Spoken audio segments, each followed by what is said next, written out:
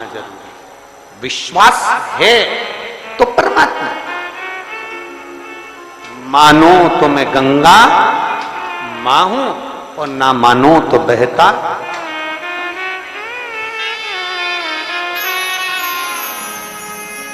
आप मानो तो मैं मां हूं,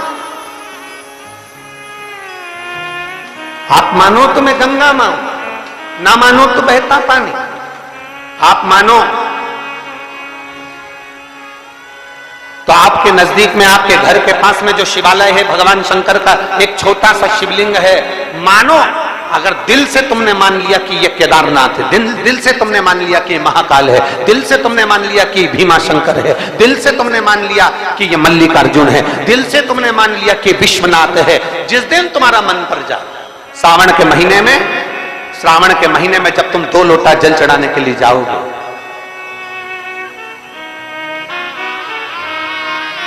श्रावण के महीने में जब तुम 2 लोटा जल चढ़ाने के लिए जाओगे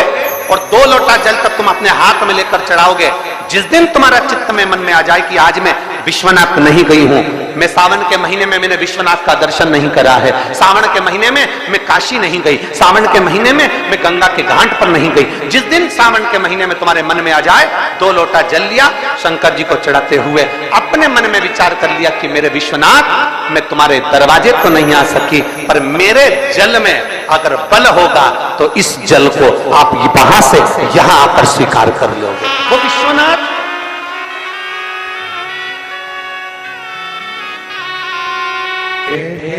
बुला पूरे साल शिव जी को 1 लोटा जल चढ़ाओ, सावन का पहला दिन लगे 2 लोटा जल चालू कर दो, श्रावण के पूरे महीने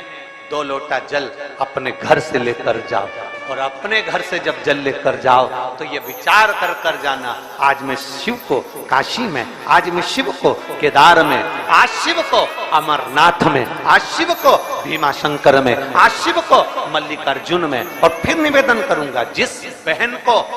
19 और 20 साल तक भी औलाद नहीं हुई हो तो कृष्णेश्वर महादेव का नाम लेकर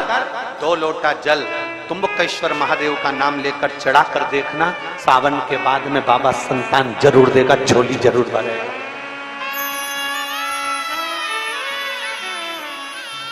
कहीं नहीं जाना,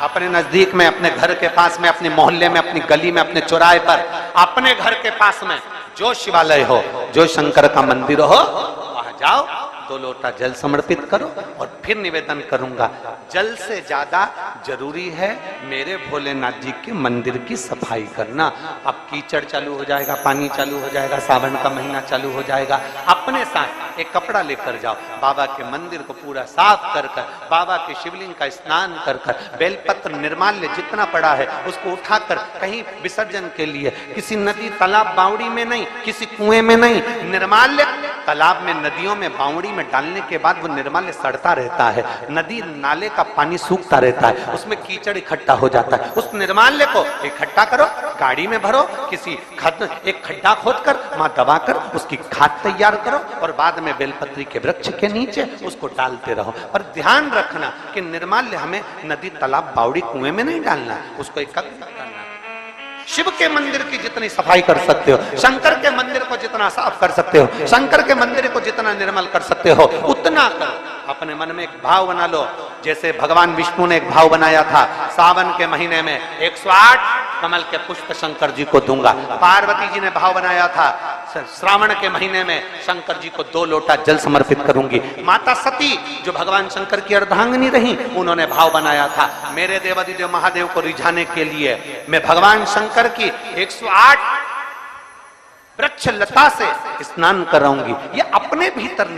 एक